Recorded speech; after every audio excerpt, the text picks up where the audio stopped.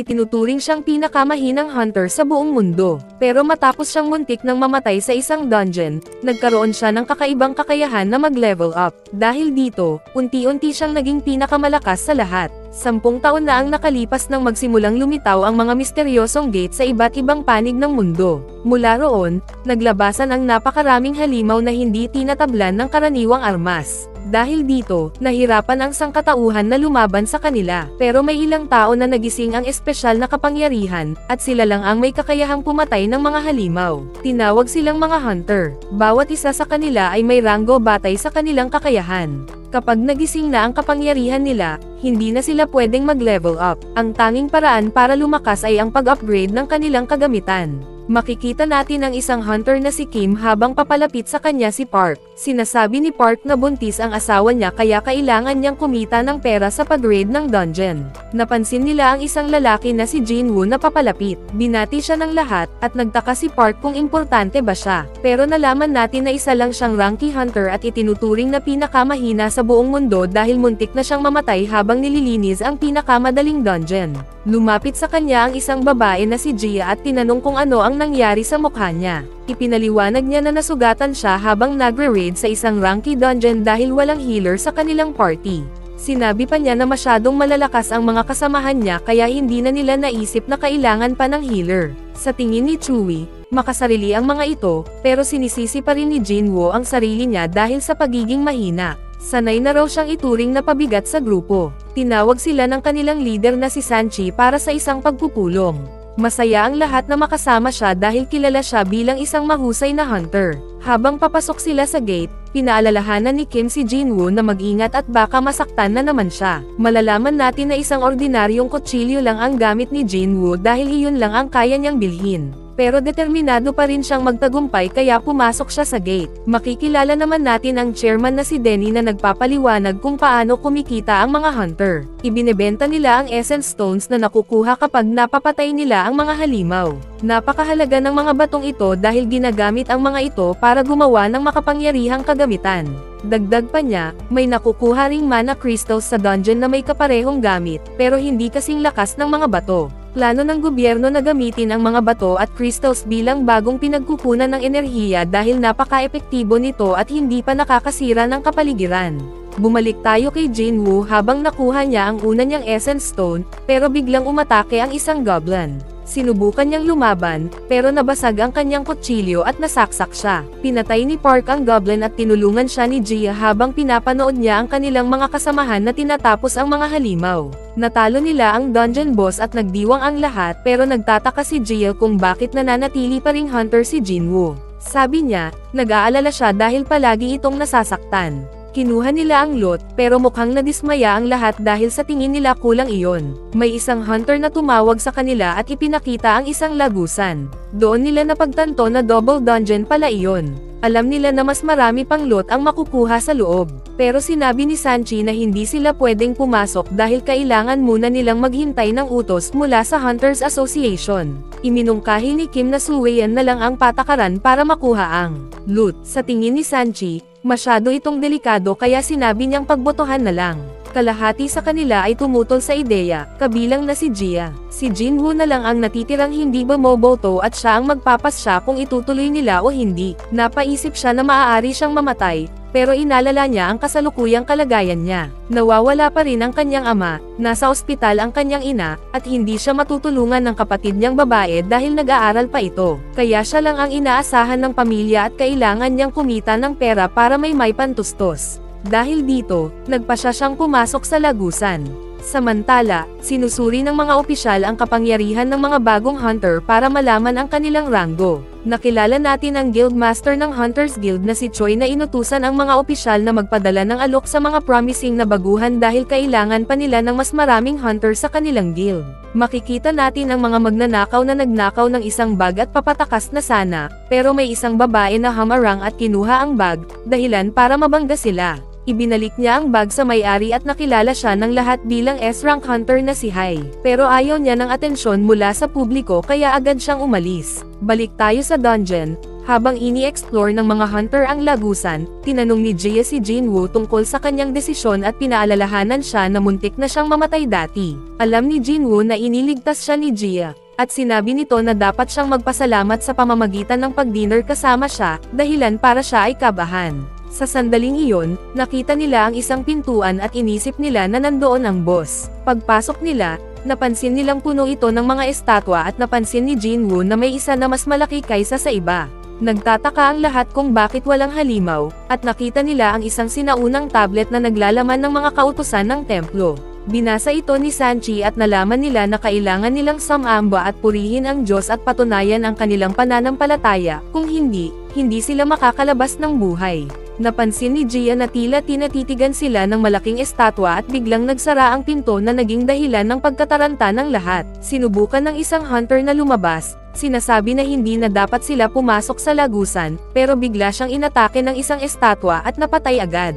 Lalong natakot ang lahat at nawalan ng pag-asa, iniisip kung paano sila makakatakas. Iniisip ni Jinwoo na masyadong malakas ang mga estatwa para sa isang D-rank dungeon, at napatingin siya sa malaking estatwa, napansin niyang pinapanood sila nito. Naalala niya na palagi siyang muntik mamatay sa bawat raid dahil hindi siya makasabay sa ibang mga hunter, pero hindi siya sumuko. Natuto siyang bumawi sa kahinaan niya sa pamamagitan ng maingat na pagmamasid sa lahat ng bagay. Alam niyang nasa panganib sila kaya sinabi niya sa lahat na magtago. Biglang nagpakawala ng energy beam ang estatwa, winasak ang lahat ng madaanan nito. Napagtanto ng lahat na delikado ang buhay nila at inutusan ni Sanchi ang lahat na huwag gumalaw dahil baka matrigger na naman ang pag-atake. Lumapit siya kay Jinwoo at tinanong kung paano niya nalaman na may paparating na panganib. Sinabi ni Jinwoo na kutob lang iyon, pero napansin niya na nawalan ng braso si Sanchi. Sinabi nito na tulungan siyang pigilin ang pagdurugo, kaya binalutan niya ng benda ang sugat. Binanggit ni Sanchi na plano sana niyang hingin ang tulong ni Jia, pero palagi itong natatarante kapag nasa alanganin, at iyon ang dahilan kung bakit sama-sama lang ito sa mga madaling raid kahit isa siyang B-rank healer. Ipinaliwanag ni Seongi na nakapasok na siya sa mga B-rank dungeon, pero hindi pa siya nakakakita ng halimaw na kasing lakas ng estatwa. Sa tingin niya, bagay iyon sa isang S-rank dungeon. Naalala niya ang mga kautusan sa tablet at naisip ni Jinwoo na ang malaking estatwa ay si God mismo. Alam ni Song na wala silang laban dito kaya kailangan nilang makahanap ng paraan para makatakas. Pero sinabi ng isang hunter na ayaw niyang mamatay at bigla itong sumugod ng mabilis, pero inatake siya ng estatwa at agad na pinatay. Napagtanto ni Jinwoo na kayang-kaya silang patayin ng estatwa kung gugustuhin nito, kaya nagtaka siya kung bakit hindi pa sila inaatake. Naalala niya ang nakasulat sa tablet at tinanong si Sanchi tungkol dito. Sinabi ni Sanchi na ang unang kautusan ay sambahin si God. Naisip ni Jinwoo na may sariling patakaran ang dungeon. Tumayo siya kahit pinipigilan siya ni Sanchi dahil baka mapatay siya, pero napansin ni Sanchi na determinado itong mabuhay. Habang naghahanda ng umatake ang estatwa, yumoko si Jinwoo at napansin niyang hindi siya pinatay.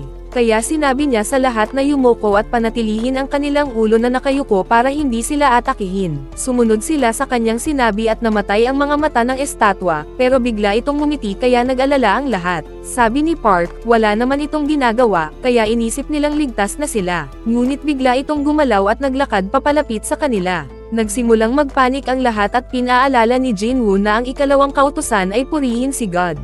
May isang lalaking lumapit at sinabing alam niya kung ano ang gagawin, nagsimula itong magdasal pero ngumiti lang ang estatwa at nadurog siya hanggang mamatay.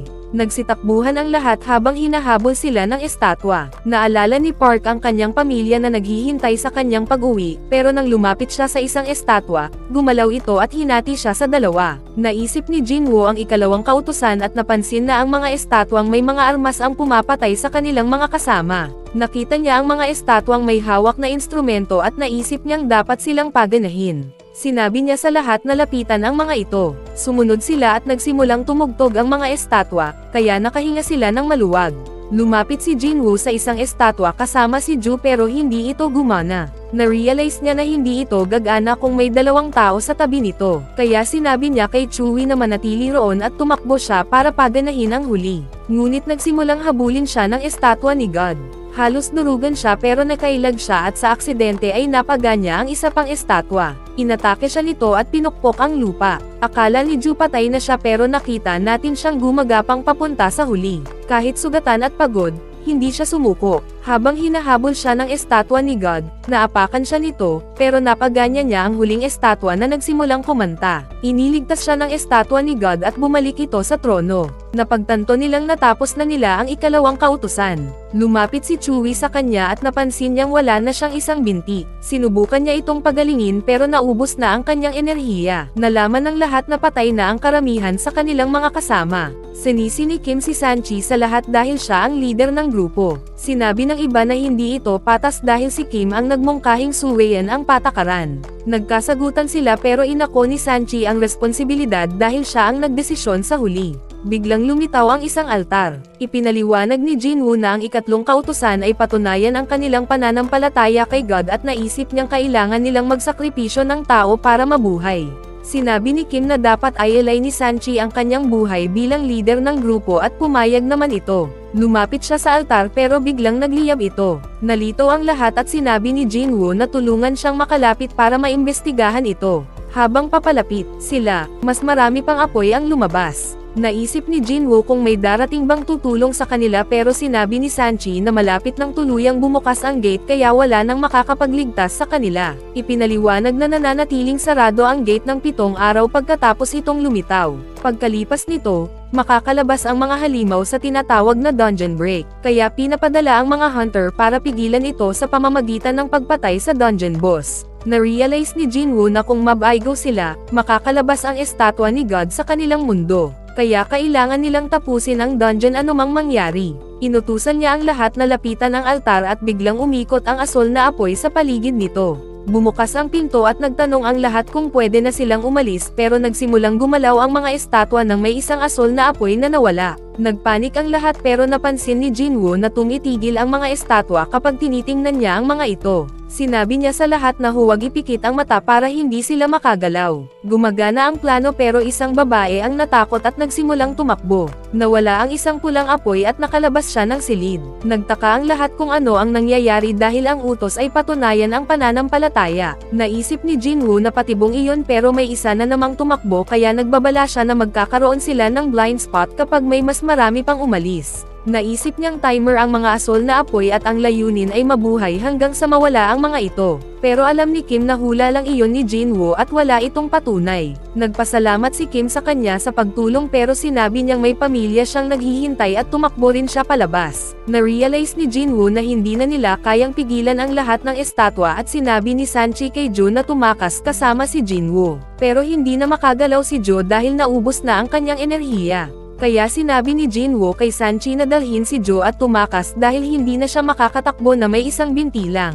Binigyan niya ito ng Essence Stone at sinabing gamitin ito para bumili ng hapunan. Ayaw siyang iwan ni Jo pero sinuntok siya ni Sanungi hanggang mawalan siya ng malay at binuhat palabas. Mag-isa na lang si Jinwoo. Alam niyang wala siyang laban pero kinuha niya ang espada at nagpa siya na lalaban hanggang sa huling hininga. Inatake siya ng mga estatwa at tumilapon siya hanggang mawalan ng isang braso. Matinding pambubugbog ang tiniis niya hanggang sa bumagsak siya sa altar. Habang papatayin na siya ng isang estatwa, sinabi niyang ayaw pa niyang mamatay at nagsimulang umiyak. Ngunit nag-expire ang timer at biglang lumabas ang isang system message na tinatanong kung gusto niyang maging player. Nagising siya sa ospital at napansin niyang tuluyang gumaling ang kanyang katawan.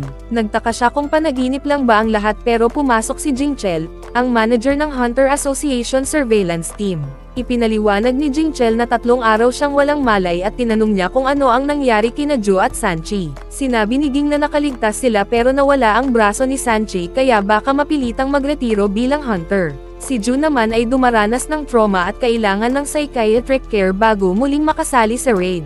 Ipinahayag din na agad na pumunta ang White Tiger Guild sa dungeon matapos ay report ng mga nakaligtas ang pangyayari, pero wala silang nakita ni isang estatwa. Natagpuan si Jinwoo na nakahandusay sa lupa. Nagtaka ang lahat pero naniwala sila sa kwento ng mga nakaligtas dahil nakita rin nila ang mga labi ng iba pang hunter sa lugar. Sa isip ni Jingchel, imposible para sa isang i-ranked hunter na makaligtas sa ganoong insidente. Naniniwala si Jingchel na nag-unlock si Jinwoo ng bagong antas ng kapangyarihan dahil sa kanyang second awakening. Kinuha niya ang isang gadget at ipinaliwanag na susukatin nito ang magic power ni Jinwoo. Natuwa si Jinwoo, iniisip niyang mas lumakas na siya. Pero nang hawakan niya ito, lumabas ang score niya na 10, na itinuturing na sobrang hina dahil kahit ang pinakamahinang hunter ay may score na 70. Ipinaliwanag ni Jingchel na nagkamali sila, at umalis sila ng kwarto na iniisip na kasing hina lang siya ng isang normal na tao. Nena si Jinwoo sa resulta pero nagtataka siya kung bakit hindi sila nagtaka tungkol sa screen na nakikita niyang lumulutang sa kanyang kwarto. Naisip niya kung siya lang ba ang nakakakita nito. Dumating ang kapatid niya na si Gina, na nagsabing nag-aalala siya sa kanya. Sinabi ni Gina na titigil na siya sa pag-aaral at magtatrabaho para hindi na siya maging hunter dahil palagi siyang nauuwi sa ospital. Humingi siya ng tawad sa pagpapahirap sa kapatid niya at tinanong tungkol sa screen pero nagulat si Gina dahil hindi niya ito nakikita. Tinanong niya si Gina kung paano siya nag-check ng messages sa video games. Sinabi ni Gina na kailangan lang niyang buksan ang message box. Kaya binanggit niya ang message box at biglang kinilala ng system ang command niya. Sinabing mayroon siyang daily quest. Naisip niya na isa na siyang player at umalis si Gina para makapagpahinga siya. Binasa niya ang kanyang notifications at napagtanto niyang dinisenyo ang system para tulungan siya, pero makakatanggap siya ng parusa kapag hindi siya sumunod. Tinanggap niya ang daily quest at nagpakita ang system ng simpleng workout routine, na may babala na mapaparusahan siya kapag hindi niya ito natapos. Naisip ni Jinwoo na imposible itong gawin dahil nasa ospital pa siya kaya nagpa siyang matulog. Samantala, nag-report si Jinsho kay Gang Yi at sinabi niyang hindi nagkaroon ng second awakening si Jinwoo. Sinabi ni Gang Yi na puno ng misteryo ang kasong ito at marami pa silang kailangang matutunan tungkol sa mga dungeon. Kaya dineklara nila itong special case na nangangailangan ng masusing pag-aaral. Inutusan ni Choi si Heian na maging instructor sa isang B-rank raid, sinasabing magsisilbi itong praktikal na training para sa mga bagong recruit. Akala ni Heian na hindi siya angkop para sa role pero sinabi ni Choi na kailangan lang niyang lumaban at matututo ang lahat sa kanyang halimbawa. Ipinahayag ni Choi na ang Hunters Guild ay isa sa pinakamalalaki sa bansa pero wala pa rin itong panama sa pinakamalalakas na guild sa buong mundo. Alam niyang hindi na nababago ang ranggo ng isang hunter, pero iniisip niyang pwede silang maging mas malakas kung magsasanay sila sa labanan. Habang natutulog si Jinwoo sa kama, nag-expire ang timer ng quest at sinabihan siya ng system na bumagsak siya sa quest. Biglang lumindol at nagising siya, at nakita niyang nasa gitna siya ng disyerto. Nagtaka siya kung nananaginip lang ba siya pero bigla siyang sinalubong ng higanteng centipede habang sinasabi ng system na kailangan niyang mabuhay ng 4 na oras. Nagpanik siya at nagsimulang tumakbo habang hinahabol siya ng halimaw. Mas maraming centipede ang lumitaw at nauubos na ang lakas niya. Malapit na siyang kainin pero nag-expire ang timer at bumalik siya sa ospital. Sinabi ng system na natapos niya ang penalty quest pero nawalan siya ng malay. Pumasok ang mga nurse at nagtataka kung ano ang nangyari sa kanya. Samantala, inimbitahan si Gia na sumali sa isang D-rank raid pero tumanggi siya dahil hindi pa siya nakaka-recover. Nalaman niyang nasa ospital si Jinwoo kaya nagpa siyang bisitahin ito. Pero narinig niya ang mga nurse na nagrereklamo tungkol sa kanya, iniisip na baliw siya dahil kakagaling lang niya pero hindi siya tumitigil sa pag-eensayo. Nagpahinga saglit si Jinwoo at nalaman natin na sa bawat pagtatapos niya ng daily quest, lubos na gumagaling ang katawan niya at nakakakuha siya ng ability points na magagamit niya para taasan ang kanyang mga stats. Mayroon din siyang inventory screen at pwede siyang matuto ng mga skills, pero iniisip niya na kakaiba ang sitwasyon dahil parang naglalaro lang siya ng video game. Bumalik siya sa kwarto at ibinunyag na nakakatanggap siya ng random loot box kapag natatapos niya ang daily quest. Binuksan niya ito at lumabas ang isang susi. Sinabi ng system na magagamit niya ito para makapasok sa isang instance dungeon sa subway. Nalito siya dahil hindi niya alam kung ano ang instance dungeon, pero iniisip niyang maaaring magdala ito ng event na makakatulong sa kanya para mas lumakas. Bumisita si Jinwoo sa kanyang ina sa ospital at nagkaroon ng flashback, 4 na taon na ang nakalipas kung saan bigla siyang bumagsak. Dinala nila ito sa doktor at ipinaliwanag na may sakit siyang tinatawag na eternal sleep disease, isang bihirang karamdaman na lumitaw nang unang lumabas ang mga gates. Sanhi ito ng patuloy na pagkalantad sa mana at walang lunas kaya kinailangan siyang ikabit sa life support. Dahil dito, kinailangan ni Jinwoo ng pera para maitawid ang kanilang pamumuhay kaya nagsimula siyang magtrabaho sa construction site. Isang araw, bigla siyang nagising at nagkaroon ng kapangyarihan kaya naging kwalipikado siyang maging hunter. Natuwa siya dahil akala niya magbabago na ang kanyang buhay, pero napagtanto niyang sobrang hina niya dahil hindi niya kayang patumbahin ang isang goblin at tinuturing siyang pabigat ng ibang hunters. Balik sa kasalukuyan, ipinagpatuloy ni Jinwoo ang kanyang pag-eensayo at patuloy na tumataas ang kanyang lakas. Pumunta siya sa subway at ginamit ang susi para buksan ang instance dungeon. Nagpa siya siyang pumasok dito, iniisip na pwede siyang tumakbo kapag naging delikado. Pero biglang nagsara ang labasan at sinabi ng system na ang tanging paraan para makalabas ay talunin ang boss o gumamit ng teleportation stone. Nabahala siya dahil hindi siya sigurado kung mabubuhay siya ng mag-isa. Sinimulan niyang galugarin ang dungeon at biglang lumabas ang tatlong goblin. Nahihirapan siyang makasabay sa galaw nila at nadapa siya habang papataken siya ng isang goblin, pero naiwasan niya ito at nag-counterattack siya, pinatay ang goblin sa isang tama. Patuloy siyang inatake ng dalawa pa, pero natalo niya ang mga ito at napansin niyang mas malakas na siya. Bigla namang lumabas ang isang wolf at umatake, binasag ang kanyang kutsilyo. Natarante siya dahil mas malakas ito kaysa sa mga goblin at nanginginig ang kanyang mga tuhod sa takot. Sinugatan siya ng wolf at napagtanto niyang wala siyang healer kaya mamamatay siya kapag malubha ang tama niya. Inilagan niya ang mga atake ng wolf at napansin niyang mas magaan ang pakiramdam ng katawan niya. Nagawa niyang mapaglabanan ang takot at sinuntok niya ito ng todo, pinabagsak ang wolf. Na-realize niyang kaya niya itong nasaktan dahil sa pagpapalakas niya ng katawan. Pero bumangon ulit ang wolf at muli siyang inatake. Sinubukan niyang pigilan ito gamit ang kamao niya at napansin niyang epektibo ang mga suntok niya. Tumakbo siya dahil iniisip niyang wala siyang laban ng walang armas, pero naalala niya ang inventory niya. Binuksan niya ito at kinuha ang magic sword.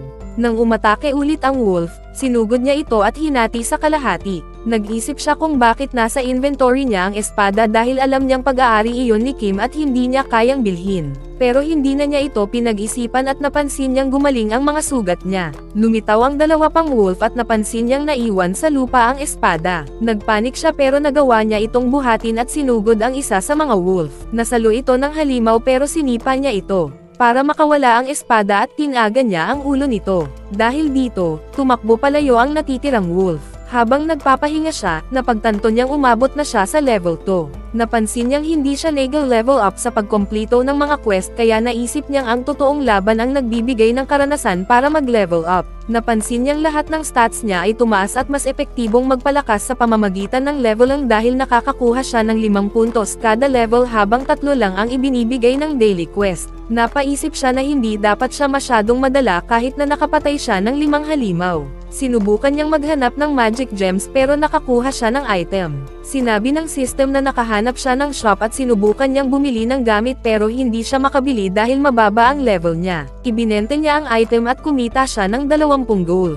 Naisip niya kung magkano ito sa pera at naisip niyang maliit lang iyon dahil nasa E-rank dungeon siya. Naisip niyang hindi niya alam kung saan makakahanap ng teleportation stone at baka hindi pa siya sapat na malakas para talunin ang boss, pero iniisip niyang may pag-asa siya kung patuloy siyang magle-level up. Nakaharap niya ang isang grupo ng wolves pero hindi na siya natakot. Sinugod niya sila, pinatay ang bawat isa gamit ang espada. Na-corner siya pero hindi siya natigilan at pinatay ang lahat ng wolves, dahilan para umakyat ulit ang level niya. Napansin niyang malapit nang masira ang espada pero alam niyang gamit lang ito at pwedeng palitan. Masaya siya dahil natapos na ang laban.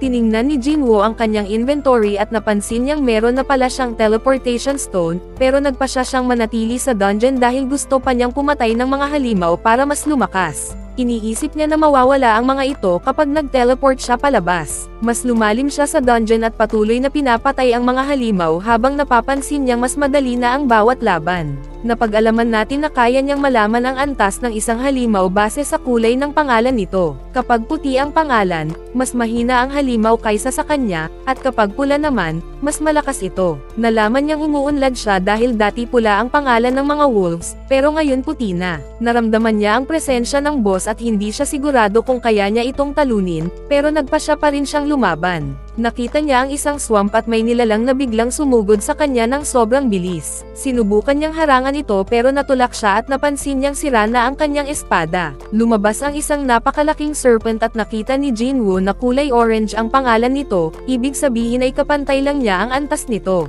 Napansin niyang natatakpan ng makakapal na kaliskis ang katawan nito kaya walang silbi ang espada niya. Inatake siya ng serpent at naiwasan niya ito, pero iniisip niya kung paano niya ito matatalo. Patuloy siyang tinutugis ng serpent at hirap siyang iwasan ang mga atake nito hanggang sa masampal siya ng buntot nito at napalipad siya palayo. Muntik na siyang mabangga ng paparating na tren kaya dali-dali siyang tumakbo at muntik na siyang hindi makaiwas. Naisip niya na hindi pa siya sapat na malakas at tinanong ang sarili kung gaano pa siya kailangang magsikap para makatakas sa buhay na punong-puno ng pang-aalipusta. Habang patuloy siyang lumalaban, naalala niyang siya ang itinuturing na pinakamahinang hunter sa buong mundo. Naisip niya na ang mahihina ay laging walang laban sa malalakas, kaya nagpasya siyang maging mas malakas pa. Sinugod niya ang serpent, iniwasan ang atake nito at sinaksak ito sa kaliskis gamit ang espada. Sinubukan siyang atakihin ng serpent, pero mabilis siyang nakaiwas at tumalon siya sa ere. Habang sinusubukan siyang kainin ng serpent, bigla siyang nawala at napagtanto ng serpent na nakasabit siya sa katawan nito. Ginamit ni Jinwoo ang buong lakas niya para durugan ang kaliskis nito at halatang nasasaktan ang serpent. Sinubukan siyang hampasin nito sa haligi pero hindi siya bumitaw at pinisil pa niya ng mas madiin ang leeg nito hanggang sa nagsimulang lumabas ang dugo. Sa huli, naubusan ng dugo ang serpent at bumagsak ito sa lupa. Nagpakita ang system at sinabi kay Jinwoo na natalo na niya ang boss. Nakatanggap siya ng isang napakalakas na dagger bilang gantimpala kasama ang isang bote ng lason ng serpent na may kakilakilabot na epekto dahil permanente nitong pinapahina ang lakas kapalit ng pagtaas ng depensa. Pagkatalo ng boss, bumalik sa normal ang dungeon at umalis si Jinwoo sa subway, iniisip kung nasaan ang lahat ng tao. May lumapit na sundalo at sinabihan siyang bawal ang mga sibilyan sa lugar. Napansin ng sundalo na may dala siyang espada at napagtanto niyang hunter pala siya kaya humingi ito ng paumanhin at sinabing ihahatid siya sa ligtas na lugar. Napansin ni Jinwoo na wasak ang lungsod at ipinaliwanag ng sundalo na nagkaroon ng dungeon break. Sabi nito, lahat ng halimaw ay tapos ng patayin maliban sa boss. Naramdaman ni Jinwoo ang isang napakalakas na presensya at nakita natin ang isang higanteng golem na nakikipaglaban sa mga hunters. Habang pinapanood sila ng mga sibilyan mula sa malayo, hirap na hirap ang mga hunters dahil sobrang taas ng depensa ng golem at kahit ang pinakamalakas nilang atake ay walang epekto. Dumating si Jinwoo at napansin niyang mahihina ang mga ito dahil karamihan sa kanila ay i-rank lang. Nakita niyang kasama nila si Gia na sinusubukang mag-cast ng spell, pero naaalala niya ang nangyari sa dungeon kaya nawalan siya ng composure. Napagtanto ni Jinwoo na hindi pa nakaka-recover si Gia mula sa trauma at nagpasya siyang tulungan sila dahil alam niyang D-rank boss lang ang golem, mas mahina kaysa sa boss na tinalo niya kanina. Malapit nang matalo ang mga hunters nang ihagis ni Jinwoo ang espada niya ng sobrang lakas at tumama ito sa golem, lumikha ng butas para makalusot ang iba pang hunters. Ginamit nila ang pagkakataon at sabay-sabay nilang tinapos ang golem. Isa sa kanila ang nagtataka kung paano nila ito natalo dahil hindi tumatalab ang mga atake nila. Nakita niya ang espada sa lupa at tinanong kung kanino ito. Itinuro siya ng sundalo kay Jinwoo pero wala na siya doon. Umalis na pala siya dahil hindi niya inakalang magiging ganoon kalakas ang epekto ng kanyang atake. Balik sa ospital, ipinagpatuloy ni Jinwoo ang kanyang workout routine at pumasok ang nurse sa kanyang kwarto. Nagulat siya nang makita ang katawan ni Jinwoo na halos parang bodybuilder at nagtataka kung paano niya ito nagawa sa loob lang ng ilang araw. Sinabi ng nurse na maari na siyang ma-discharge. Habang palabas na siya ng kwarto, tinanong siya ng nurse kung pwede bang makuha ang number niya dahil hindi niya mapigilan ang kanyang paghanga sa kanya. Samantala, nakilala natin ang isang S-rank hunter na si Beck na inimbitahan bilang espesyal na panauhin sa isang TV show. Tinanong siya ng host tungkol sa kanyang daily routine at sinabi niyang palagi siyang nag-e-ensayo para hindi kumupas ang kanyang kakayahan sa labanan.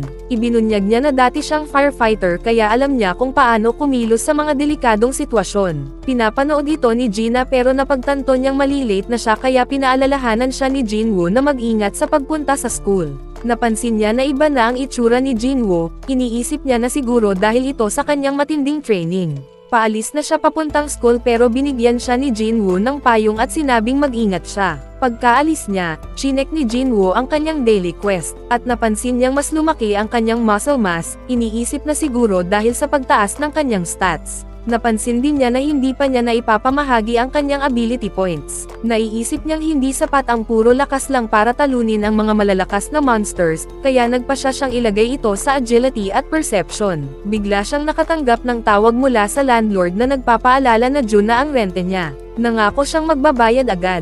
Dahil alam niyang mas malakas na siya ngayon, iniisip niya na mas kayanan niyang kumita ng pera sa pagra-raid ng dungeons. Pero naisip niyang mahirap makahanap ng magandang trabaho dahil E-rank pa rin siya. Naisip niyang magpa-re-evaluate para tumaas ang kanyang rank at mas kumita ng pera, pero naiisip din niyang masyadong mapapansin ang kanyang kaso dahil kakaiba ito. Kaya nagpasya siyang huwag na lang. Nagulat siya nang makita ang isang high-paying job para sa low-rank hunters. Dali-dali siyang pumunta sa location at tinapos ang kanyang daily quest habang papunta doon.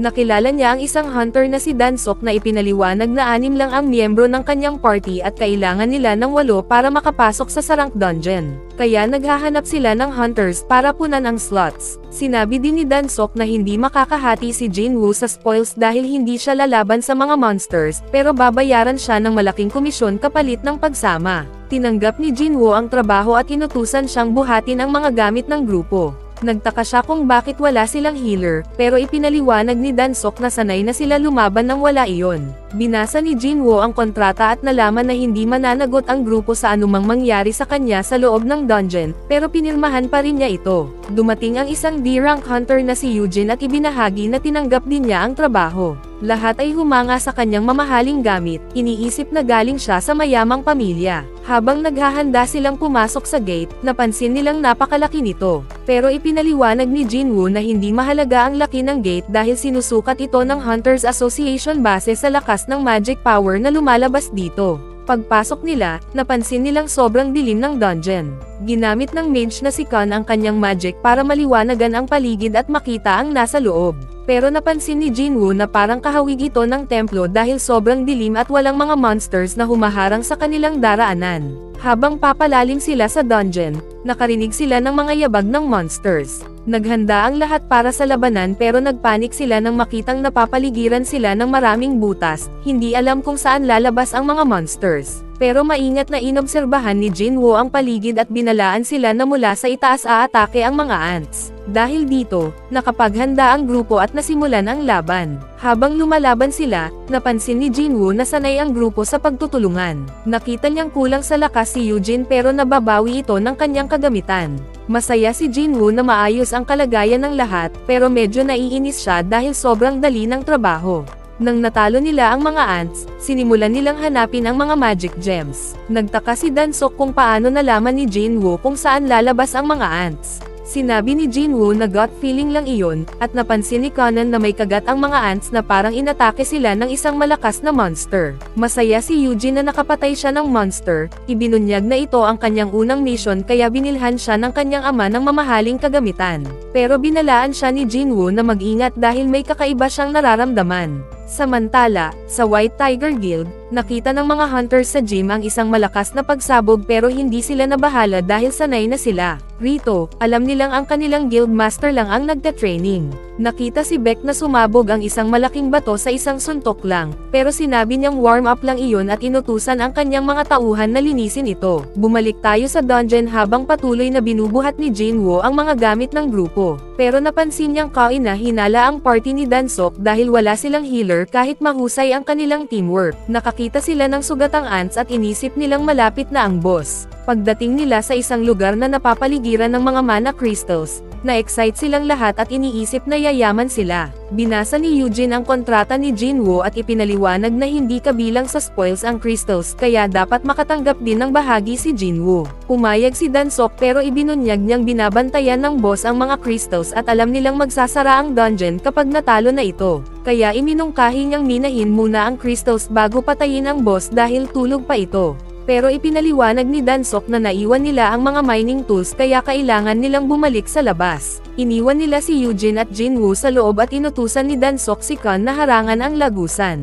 Gumamit siya ng magic na nagdulot ng malakas na pagsabog at tuluyang isinara ang pasukan. Na-realize ni Jinwoo na pinagkanulo sila habang naaalala niya na binalaan siya ni Sunny na mataas ang crime rate sa dungeon raids dahil walang makakapagpatunay kung pinatay ang isang hunter sa loob. Sinisi ni Eugene ang sarili niya dahil binanggit niya ang kontrata, pero alam ni Jinwoo na planado na ito ng grupo ni Dansok mula pa sa simula. Lumapit ang isang malaking spider at nangako si Eugene na paprotektahan niya si Jinwoo. Pero napansin ni Jinwoo na mas malakas ang spider kaysa sa mga boss na natalo niya noon. Naiisip niyang hindi siya tatagal sa laban, pero naalala niya ang kanyang naranasan sa harap ng Statue of God at naisip niyang wala pa ito sa kalahati ng takot na naramdaman niya noon. Kaya inutusan niya si Eugene na umatras habang naghahanda siyang labanan ang boss. Samantala, tinanong ng kasamahan ni Dansok kung bakit nila pinapakain sa spider sina Jinwoo at Eugene.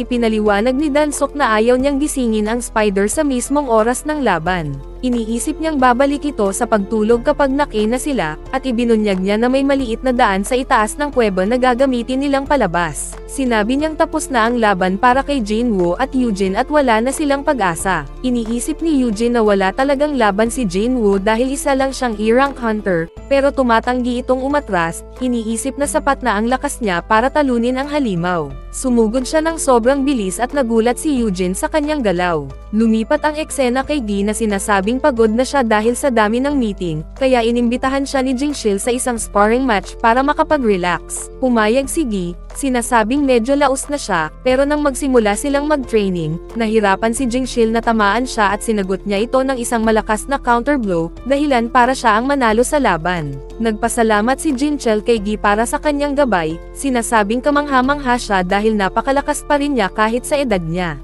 Sinabi niya kay Gil na gumanda ang kanyang galaw at pinayuhan siyang huwag pabayaan ang kanyang training dahil ito ang makakatulong para makaligtas sa mga delikadong sitwasyon. Bumalik tayo kay Jinwoo na sinusubukang putulin ang mga paa ng spider, pero na-realize niyang sobrang tigas ng armor nito at napakadelikado ng mga atake nito na kaya siyang patayin sa isang tama lang.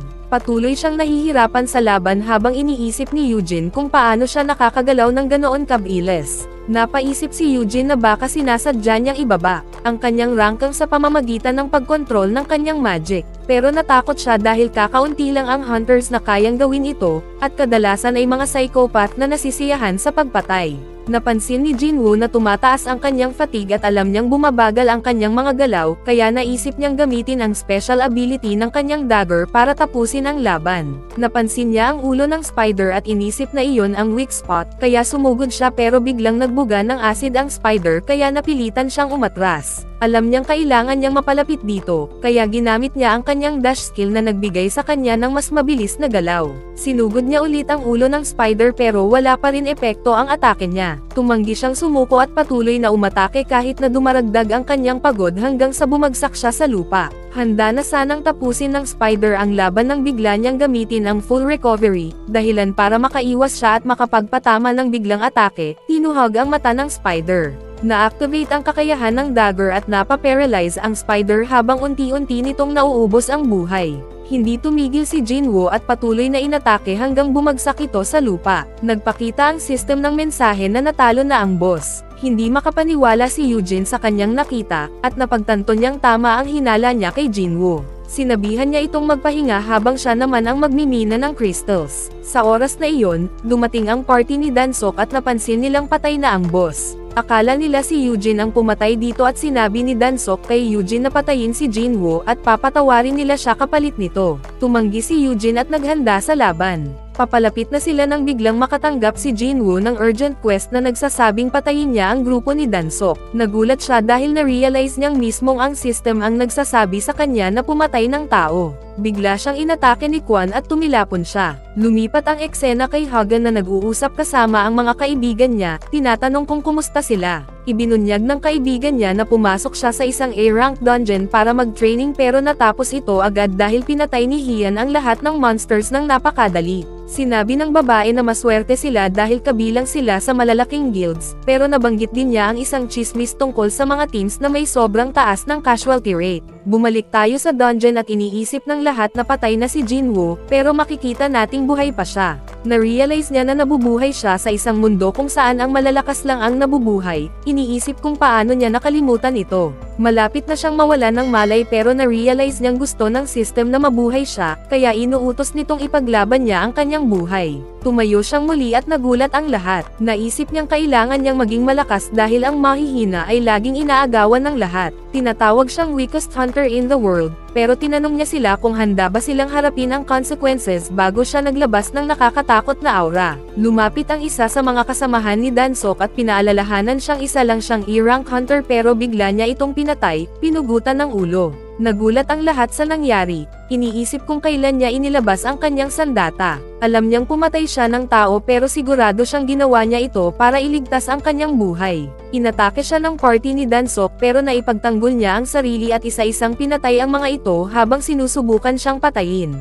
Sinubukan siyang atakehin ni Kwon pero bigla siyang naglaho at agad na nag-counterattack, tinapos ito sa isang iglap. Natarante si Dansok nang marealize niyang tinatago pala ni Jinwoo ang kanyang totoong lakas. Sinabi niyang mas malakas siya kaysa sa kanyang mga kasamahan at ginamit ang kanyang skill para palakasin ang katawan niya. Naniniwala siyang umaasa lang si Jinwoo sa bilis at sa dagger para makasakit, pero iniisip niyang wala itong epekto sa kanya dahil parang bakal ang katawan niya. Sumugod siya para ipaghiganti ang kanyang mga kasamahan pero sinubsob siya ni Jinwoo sa lupa at na-realize niyang wala siyang laban. Kaya nagsimulang magmakaawa si Dansok para sa kanyang buhay, sinasabing sa kanya na lang ang mga crystals. Pero pinaalala ni Jinwoo na 3 beses siyang sinubukang patayin ni Dansok at walang makakaalam ng mangyayari sa loob ng dungeon. Pinugutan niya ng ulo si Dansok at natapos ang urgent quest. Biglang nagsimulang gumuho ang dungeon at magsara ang gate pero nakatakas sila sa oras. Naiulat na napatay ang buong party ni Dansok sa raid. Na-realize ni Jinwoo na nakatanggap siya ng reward sa pagtapos ng urgent quest at nakakuha siya ng skill na tinatawag na murderous intent na nagpapahina sa kalaban dahil sa matinding takot. Naniniwala ang opisyal sa kanila at hinusgahan sila base sa kanilang kagamitan. Iniisip na si Eugene ang pumatay sa boss habang wala namang naitulong si Jinwoo. Pero nagpasalamat si Eugene sa kanya dahil niligtas niya ang buhay niya. Nakatanggap ng ulat si Jinch tungkol sa insidente pero nakaramdam siya ng pagdududa nang marinig na sangkot si Jinwoo. Nang makita niya ang file, nakilala niya si Dansok dahil kapatid ito ng isang kilalang hunter. Umuwi si Jinwoo at natuwa si Gina na may dala siyang pagkain.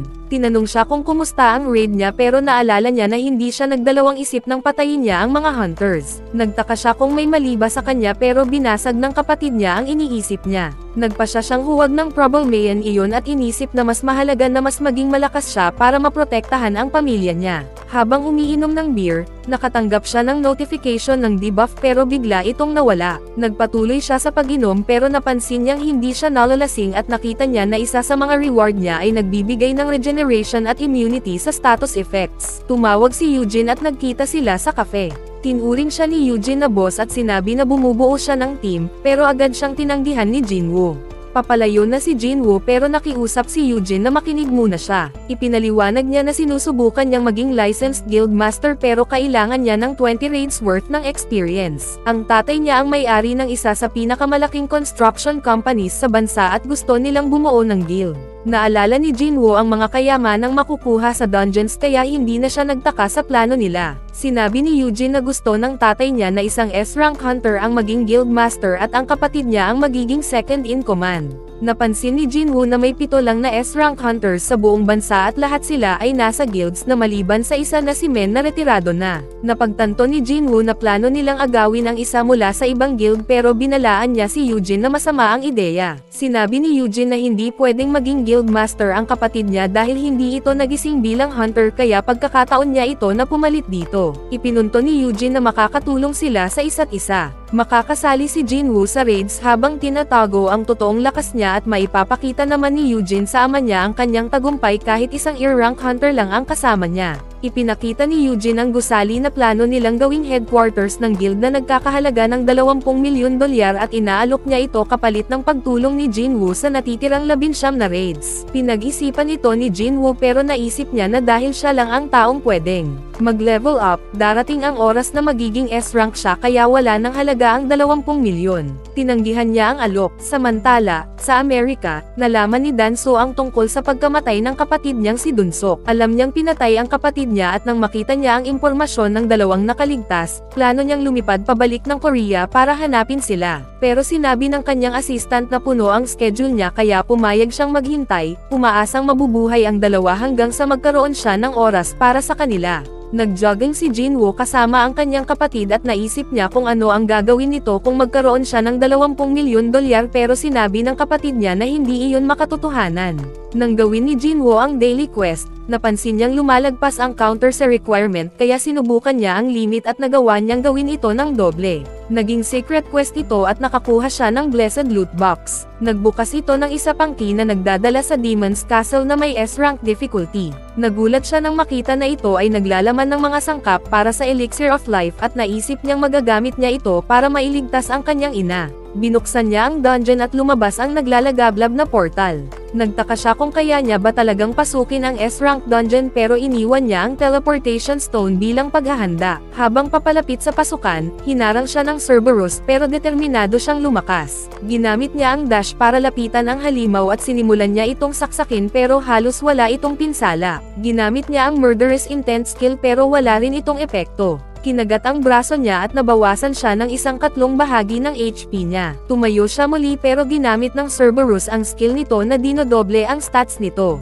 Hindi siya nakareact at muling tinamaan. Paulit-ulit siyang binangga at bumababa ang health niya. Hinanda niya ang teleportation stone pero muling umatake ang Cerberus at nabitawan niya ito. Naisip niyang paano siya makakaligtas at sinubukan ang lason ng ahas. Naalala niyang immune siya sa debuff kaya naalis ang epekto nito. Muling umatake ang Cerberus at kinagat siya pero nakaligtas siya at nakita niyang tapos na ang skill ng halimaw. Nilapitan niya ito at sa wakas ay nakadamage siya. Kinagat siyang muli ng halimaw pero nakaligtas siya at sinaksak ang mata nito ng paulit-ulit hanggang sa mapatay niya ito. Nag-level up siya at gumaling ang kanyang sugat at natuwa siyang tapos na ang laban. Nakakuha siya ng isa pang key para sa Demon's Castle at ang formula para sa Elixir of Life na nangangailangan ng 3 items mula sa loob ng kastilyo. Napagtanto niyang kailangan pa niyang mas lumakas bago ito pasukin pero nangako siyang babalik siya rito. Nagkita sila muli ni Eugene at sinabi niya na nagbago ang isip niya at sasali siya sa raids pero may kondisyon na sila lang dalawa ang papasok sa dungeons.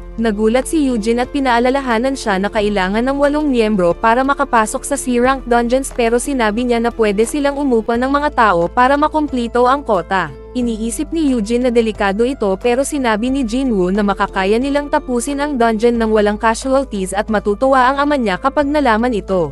Napaisip si Eugene at sumang-ayon na humanap ng mga miyembro. Sa gitna ng training ni Hen, habang nagpapahinga siya, nilapitan siya ng isang lalaki at inanyayahan na maging guildmaster ng guild ni Eugene. Sinabi ng ama ni Eugene na si Han na nagbago na ang mundo mula nang lumabas ang mga dungeon at hindi na nito kayang panatilihin ang infrastructure ng walang resources mula sa dungeon. Alam niyang umaasa ang mundo sa mga hunters dahil sila lang ang makakakuha ng resources at kontrolado sila ng Association na pag-aari ng estado. Pero sinabi niya na ang mga guilds ang talagang kumikita ng malaki habang kinokolekta ng hunters ang resources. Binanggit niya na ang mga top guilds sa bansa ay sobrang yaman kaya gusto niyang magtatag ng sarili niyang guild para makinabang ang lahat. Samantala, tinapos ni Jinwoo ang daily quest niya at napagtanto niyang hindi na niya kayang lumagpas sa requirement kaya hindi na siya makakakuha ng Blessed Loot Box. Gusto niya ng item na makakatulong para mas lumakas siya kaya nagbukas siya ng regular loot box pero nakakuha siya ng bingo card at inisip niyang walang kwenta ito. Naalala niyang hindi efficient ang paggawa ng daily quests kaya gusto niyang lumaban sa mga monsters para lumakas. Naalala niya ang centipede sa penalty zone at inisip niyang baka makatulong ito para mag-level up siya pero hindi siya sigurado kung may XP itong ibibigay. Napansin niyang naghahanap ang Association ng Hunters para sa Deer Rank Dungeon at nagdesisyon siyang sumali dahil mas mabuti ito kaysa umasa lang sa daily quests para tumaas ang stats niya. Pero naiinis siya dahil mabagal na ang pag-usad ng kanyang lakas. Sa isang dojo, nakita nating may isang master na nagte-training ng estudyante niya. Nakatanggap siya ng emergency summon mula sa Hunters Association at nagtanong ang estudyante niya kung magre-retiro na siya bilang hunter dahil nawala na ang braso niya pero sinabi niya na gusto pa rin niyang mag-ambag sa lipunan. Nakita natin si Kim kasama ang pamilya niya at nakatanggap din siya ng emergency summon pero gusto ng asawa niya na tumigil na siya sa pagiging hunter at pinaalala na muntik na siyang mamatay sa huling raid. Pero ipinaliwanag niya na kailangan niyang kumayod para sa pamilya at sinabing magiging maayos lang siya. Sa Hunters Guild, kinausap ni Choi si Beck na mukhang inis dahil inayos ni Choi ang interview nito sa association. Sinasabi ni Beck na sayang lang iyon at dapat siya na lang ang pumunta pero ipinaliwanag ni Choi na hindi siya qualified dahil hindi siya kasing likable. Sinabi ni Choi na naghahanda si Han na itayo ang sarili niyang guild pero sinabi ni Beck na alam na niya iyon at tinanong kung bakit gusto siyang makita ni Choi. Samantala, nakatanggap si Gia ng tawag mula sa kanyang ina na nag-aalala sa kanya at hinihiling na tumigil na siya sa pagiging hunter. Naiinis siya at sinabihan ang ina na tigilan ang pakikialam sa buhay niya at binaba niya ang tawag.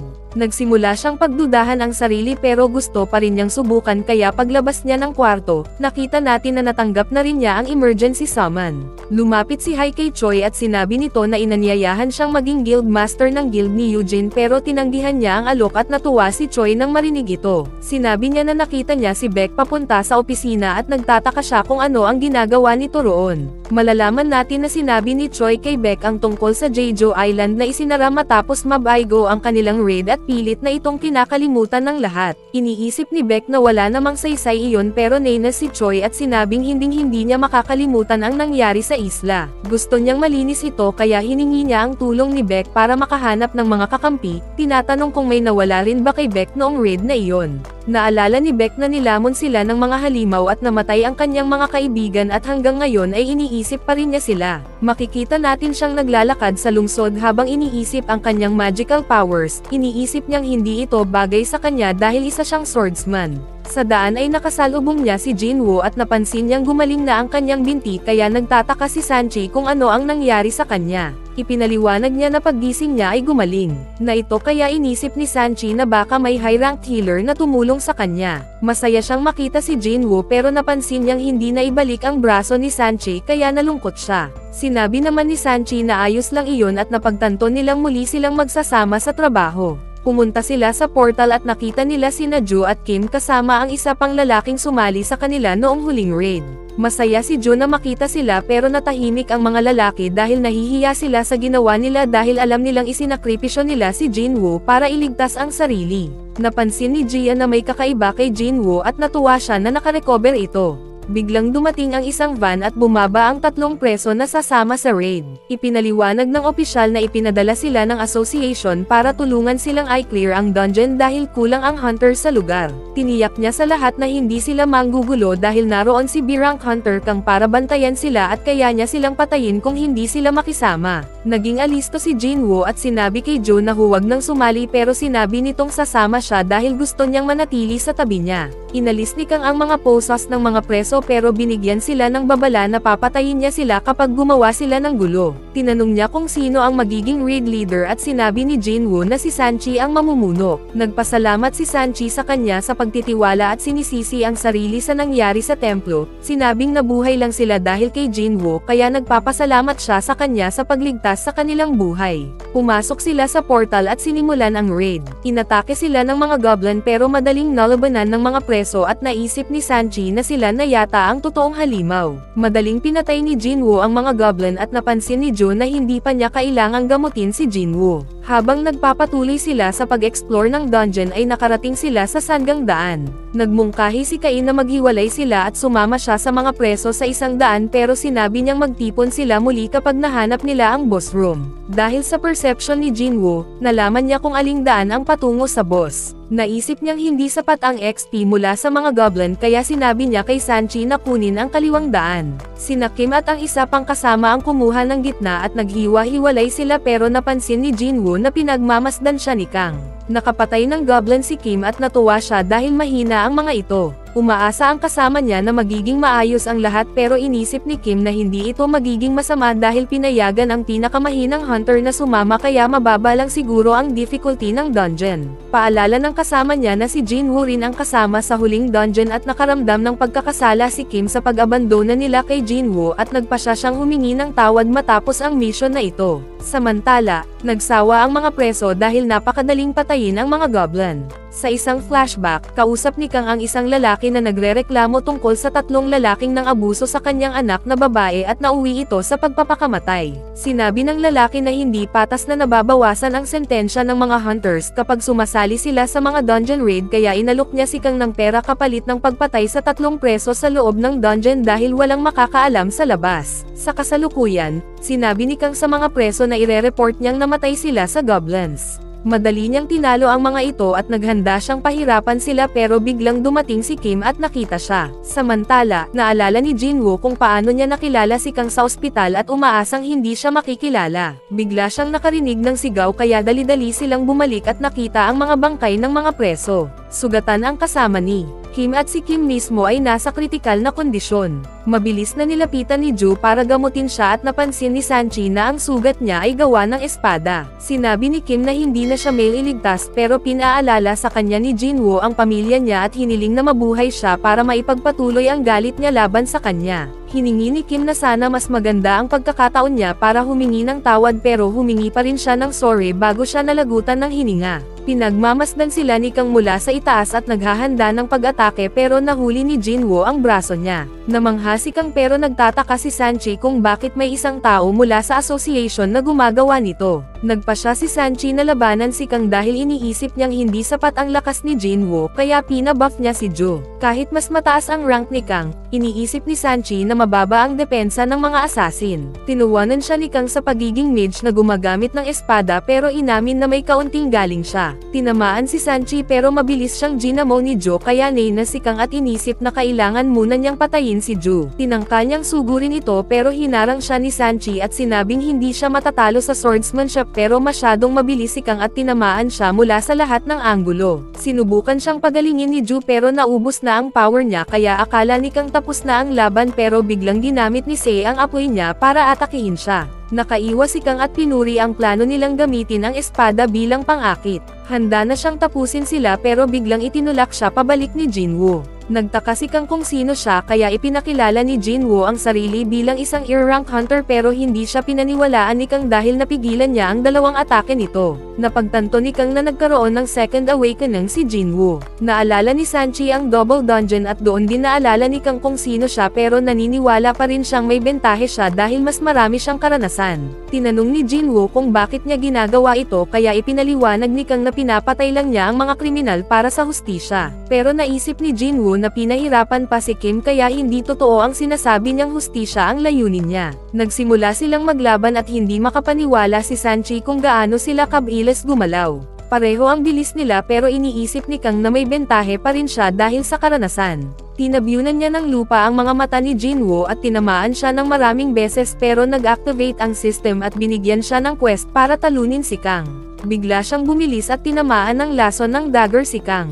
Ginamit ni Kang ang kanyang skill at biglang naglaho. Sinubukan siyang hanapin ni Jinwoo pero sinabi ni Kang na wala pang nakakita ng kanyang skill at nabuhay pa. Sinaksak siya ni Kang sa binti at iniisip na mas mabilis na siya ngayon pero ginamit ni Jinwoo ang full recovery at gumaling agad ang sugat. Naguluhan si Kang kung paano nagagamot ni Jinwoo ang sarili kahit combat hunter siya at inisip niyang mapanganib si Jinwoo. Naglaho ulit si Kang pero ngayon kaya na siyang sundan ni Jinwoo gamit ang kanyang kakayahang maramdaman ang bloodlust. Ginamit ni Jinwoo ang murderous intent at tuluyang natalo si Kang.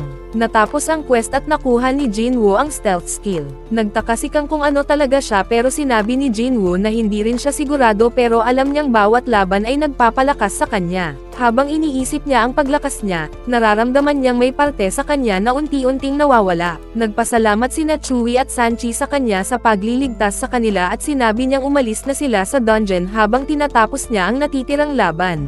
Habang papunta siya sa boss, dumating si Ginchil at nagulat nang malaman na si Kang ay lihim na pumapatay ng mga tao at sinisi ang sarili sa pagiging pabaya bilang supervisor. Dinala siya ng assistant sa mga nakaligtas at nagulat siyang makita si Jinwoo kasama nila. Nagtanong siya kung sino ang pumatay kay Kang kaya naisip ni Jinwoo na mabubunyag na siya pero biglang sinabi ni Sanchi na siya ang pumatay kay Kang. Nagduda si Ginchil kung paano niya nagawa iyon dahil mas mababa ang rank niya pero ipinaliwanag ni Sanchi na dahil may healer siya. Kahit na nagdududa pa rin si Ginchil, tinanggap niya ito pansamantala. Napagtanto ni Jinwoo na hindi siya dapat maging kampante kahit natalo niya si Kang dahil nararamdaman niya ngayon na isang rank si Jin at wala siyang laban dito. Humingi ng paumanhin si Sei sa paglabag pero iniisip niyang may dahilan si Jinwoo sa pagtatago ng lakas niya kaya ito na lang ang paraan niya ng pagtanaw ng utang na loob. Napansin ni Jia na nagbago si Jinwoo pero natatakot pa rin siya tuwing may mission, iniisip niyang wala siyang kakayahan para maging matagumpay na hunter. Naalala niya ang mga nakaraang mission kung saan palagi niyang nililigtas si Jinwoo dahil lagi itong nasusugatan at pinaalala niya sa kanya ang pangako nitong sasabay sa hapunan. Ipinakita niya ang Essence Stone na binigay nito at sinabi niyang magre-retiro na siya para makasama ang mga magulang at tumulong sa family business. Sinabi niya kay Jinwoo na bisitahin siya kapag may oras ito at ibinalik ang bato bago sila magpaalam. Naalala ni Jinwoo na binalaan siya ni Jingchel na mag-ingat dahil iniimbestigahan siya ng kapatid ni Dansuk. Kilala niya si Dansu bilang isang S-rank hunter at ipinaliwanag ni Jingchil na hindi na iniintindi ni Dansu ang katotohanan at pupuntahan pa rin sila dahil kasama nila si Donsuk nang mamatay ito. Ipinaliwanag din ni Jingchil na walang kapangyarihan ang batas laban sa mga S-rank hunters dahil masyado silang makapangyarihan kaya pinayuhan niya si Jinwoo na lumikas kasama ang pamilya niya. Napagtanto ni Jinwoo na kailangan niyang mas lumakas para ipagtanggol ang sarili niya. Makalipas ang ilang araw, nakita natin sina Jinwoo at Eugene na naghahanda para sumugod sa isang sarangk dungeon. Sinabi ni Eugene na nakabuo na siya ng strike team at pinili niya ang mga hunters na walang silbi dahil hindi naman sila lalaban. Napansin ni Jinwoo na may menor de edad sa grupo pero sinabi ni Eugene na ayos lang iyon. Nilapitan siya ng isang babae na nagpakilalang si Songi at sinabing qualified siya para maging hunter. Nagsimula siyang tanungin ni Jinwoo at nalaman nilang isa siyang ear-rank hunter na walang karanasan. Sinabi ni Jinwoo sa iba na maghintay sa labas habang sila ni Eugene ang papasok para i-clear ang dungeon pero nagtanong ang isa kung seryoso ba sila dahil binabayaran silang 3 milyon para wala silang gawin. Kinumpirma ni Eugene at sinabing hindi sila kailangang lumaban pero bawal nilang ipaalam sa iba ang deal at kung hindi ay kailangan nilang bayaran ng 10 beses ang halaga. Eugene ay may suot na bagong armor at sinabi niyang gagamitin niya ito sa raid, pero tinusok siya ni Jinwoo at bumagsak siya kaagad sa lupa. Kaya pinayuhan siya ni Jinwoo na tanggalin na lang ito dahil hindi siya makagalaw ng maayos habang suot iyon.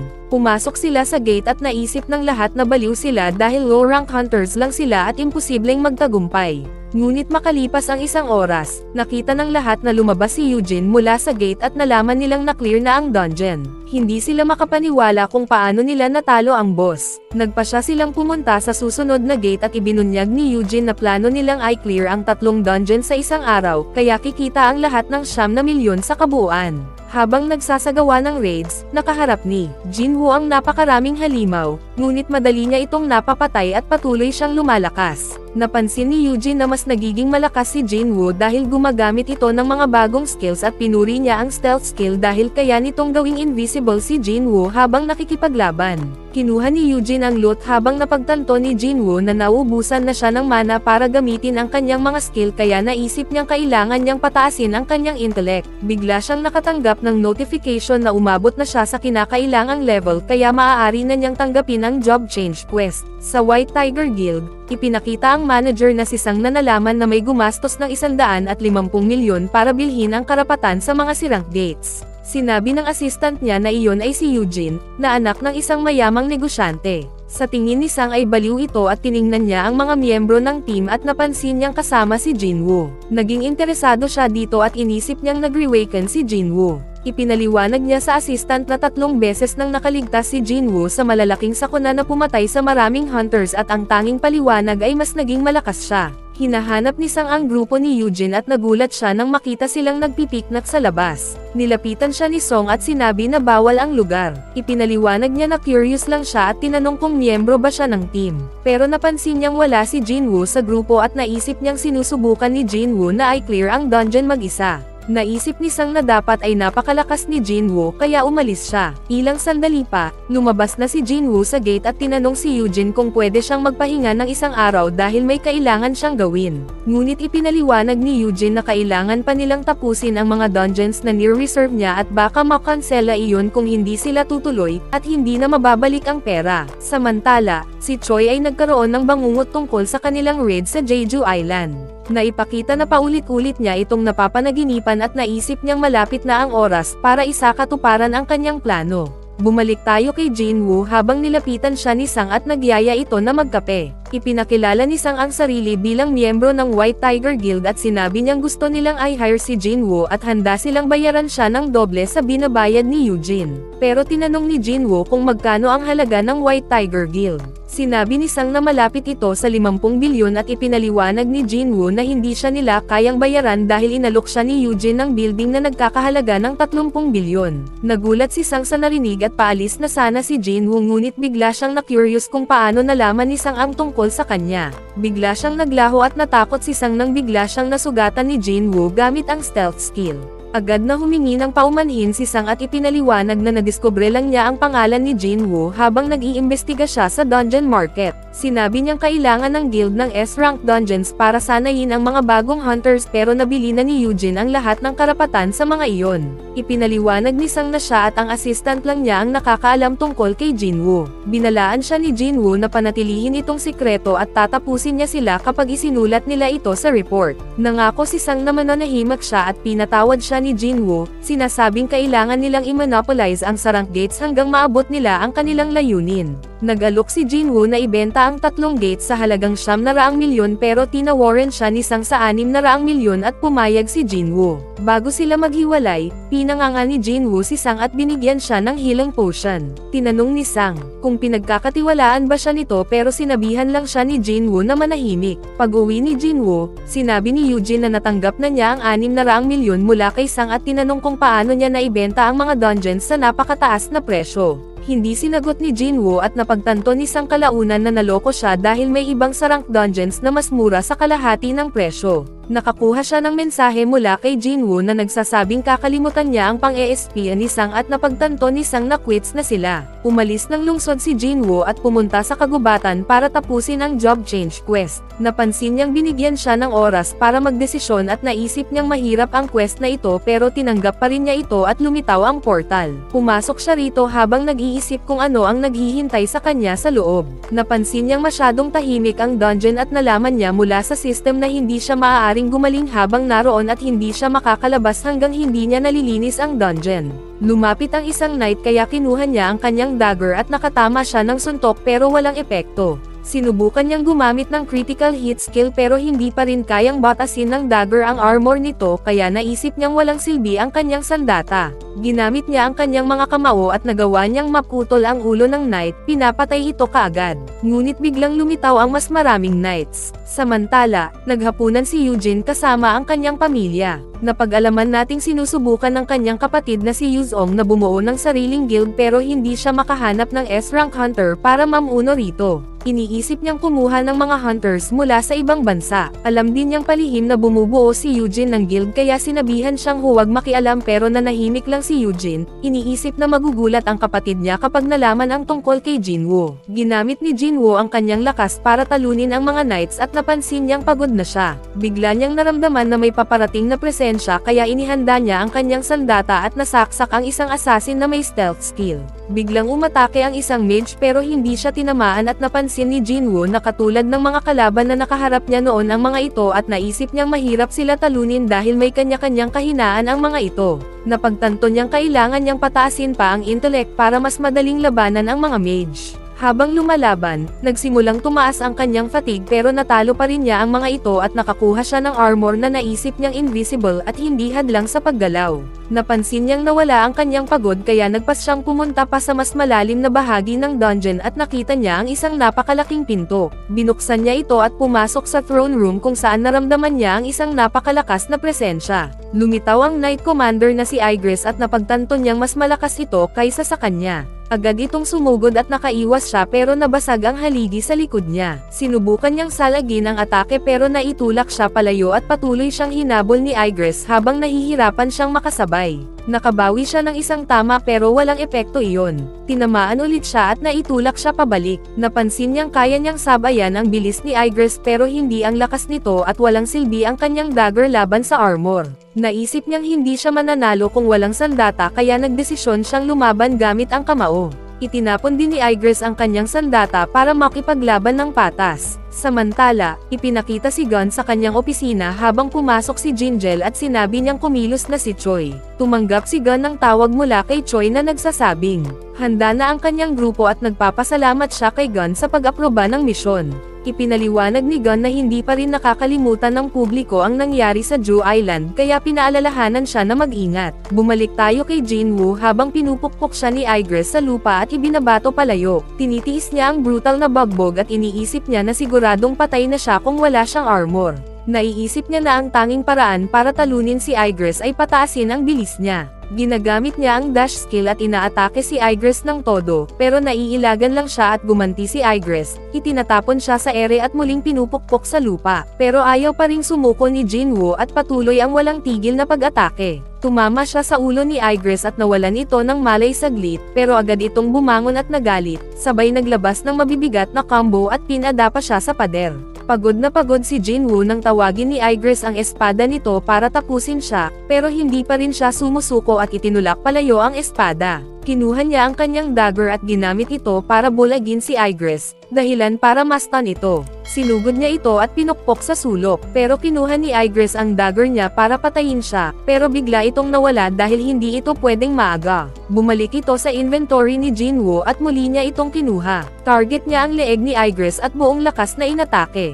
Tumagos ang dagger at napatay niya si Igress sa isang iglap. Alam niyang nanalo siya pero naiisip niya na sinuwerte lang siya dahil mas magaling na mandirigma si Igress. Pinakita ng system ang mga reward niya kabilang ang isang S-rank helmet. Sinubukan niya itong suotin at napansin niyang ito ang pinakamalakas na gamit na nakuha niya. May nakuha rin siyang runestone na nagbibigay sa kanya ng skill na tinatawag na ruler's hand. Naiisip niya kung bakit may teleportation stone na nai-drop si Igress dahil akala niya tapos na ang dungeon. Pero biglang may mga portal na lumabas at sinabi ng system na kailangan niyang mabuhay ng matagal. Lumabas ang timer habang sunod-sunod na pumasok ang mga knight sa silid. Hinarap niya ang lahat pero napansin niyang sobrang dami nila kaya ginamit niya ang stealth skill para magtago at bumili ng oras. Pero biglang may mage na lumabas at nagcast ng spell kaya nakikita siya ng mga knight. Tatamaan na sana siya kaya ginamit niya ang murderous intent na stun ang mga knight at isa-isang pinuksan ni Jinwoo, pero paubos na ang kanyang mana. Patuloy siyang lumalaban pero na-realize niya na 5 minuto pa lang ang lumipas. Naiisip niyang gamitin ang teleportation stone pero inatake siya bigla ng isang knight at nabitawan niya ito. Tinapon siya palayo at naisip niyang wala na siyang paraan para makatakas kundi lumaban hanggang dulo. Kahit mababa na ang stamina niya at halos wala na siyang HP, hindi siya sumusuko at patuloy na lumalaban. Pero bumigay din siya at napaluhod. Naalala niya ang mga kasama niya at parang sinasabi nilang tama na, sapat na ang ginawa niya. Nakita niya ang lumang sarili niya at naiisip niyang dapat na siyang maging masaya sa layo ng narating niya. Samantala, sa association, nalaman natin ang tungkol sa nakaraan na Jeju Island Raid. Isang malagim na misyon na ikinamatay ng napakaraming tao at nag-iwan ng trauma sa mga nakaligtas na hunter. Pero iniisip ni Gi na kailangan nila itong mapagtagumpayan o kaya'y mawawasak silang lahat. Patuloy na nahihirapan si Jinwoo at sinasabi ng isa pang bersyon ng sarili niya na kahit nagbago na ang hitsura niya, isa pa rin siyang E-rank hunter at dapat niyang alamin ang kanyang lugar. Muling pinukpok si Jinwoo sa lupa at may papatay na knight sa kanya pero napansin niya na malapit nang mag-expire ang daily quest niya. Nagkaroon siya ng penalty dahil hindi niya ito natapos at bigla siyang na-teleport sa penalty zone. Bumili siya ng potion sa store para ma-recover ang kanyang stamina pero biglang lumabas ang napakalaking mga centipede. Sinugod niya ang mga ito, determinado na mas maging malakas pa. Natalo niya lahat at umangat ang kanyang level ng marami. May 10 minuto pa siya sa penalty zone kaya tiningnan niya ang shop at bumili siya ng Night Killer Dagger na nagbibigay ng bonus damage laban sa mga armored na kalaban. Ginamit niya rin ang runestone na nakuha niya kay Igress at natutunan ang ruler's hand skill na nagbibigay sa kanya ng kakayahang kontrolin ang mga bagay ng hindi hinahawakan. Pagkaabot ng timer sa 0, bumalik siya sa dungeon at handa na siya para sa ikalawang laban. Samantala, nakita natin si Choi at ang grupo niya na naghahanda para sa isa pang raid sa Jeju Island. Humingi siya ng tawad na hindi siya nakasama noong nakaraan, pero biglang nakadetect sila ng kakaibang mana sa tubig. Naubos ni Jinwoo ang mga knight gamit ang kanyang bagong sandata pero napansin niya na walang XP na nadadagdag. Nakita niya na ang mga mage ay nagkakast ng kakaibang spell at na-realize niya na mga summon lang pala ang mga knight. Itinapon niya ang dagger at tinamaan ang isa sa mga mage, dahilan para mawala ang mga knight na summon nito. Sunod-sunod niyang inatake ang mga mage gamit ang bago niyang skill para hilahin ang isa sa kanila. Pero nagsanib puwersa ang tatlong natitirang mage at nagsummon sila ng napakalaking golem. Inilaygan ito ni Jinwoo at dumiretso siya sa mga mage. Patuloy siyang inaatake ng golem pero naitulak niya ito at nawasak. Umabot ng higit 4 na oras ang timer at natapos niya ang job change quest. Pinapili siya ng advanced class base sa performance niya at binigyan siya ng necromancer class. Naguluhan siya dahil karaniwan ang necromancer ay caster, pero wala naman siyang inilagay na stats sa intellect. Naiisip niya na sayang lang ito dahil hindi ito bagay sa fighting style niya at handa na sana siyang tanggihan ito. Pero biglang sinabi ng system na ang necromancer ay isang hidden class. Kaya tinanggap niya ito. At dahil nalampasan niya ang survival time at pinatay lahat ng monsters, nakakuha siya ng napakaraming bonus points. Lumagpas ang advancement points niya sa threshold at biglang bumalot ang madilim na enerhiya sa kanya. Ang class niya ay na-upgrade bilang Shadow Monarch. Tapos na ang job change at biglang narinig ni Jinwoo ang mga tinig ng mga knight. Nakukuha na niya ngayon ang kakayahan na gamitin ang Shadow Extraction sa kanila at kailangan lang nito ng command word para ma-activate.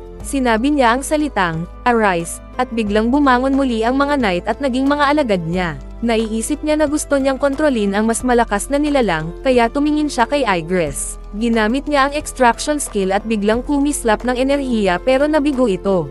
Dalawa na lang ang natitira niyang pagkakataon. Sinubukan niya ulit pero pamalya na naman. Naisip ni Jinwoo na marahil hinihintay lang ni Igress ang pagbabalik ng kanyang hari, pero nakiusap siya na lang ang paglangkuran nito. Ginamit niya ang extraction skill sa huling pagkakataon at sa wakas, nagtagumpay siya at naging isa ng sundalo ni Jinwoo si Igress. Mag-subscribe na kung hindi ka pa nakasubscribe, pindutin na rin ang notification bell, at like button para sa marami pang anime recap katulad nito, at mag-iwan ng comment down below. Kita-kits tayo sa susunod na recap.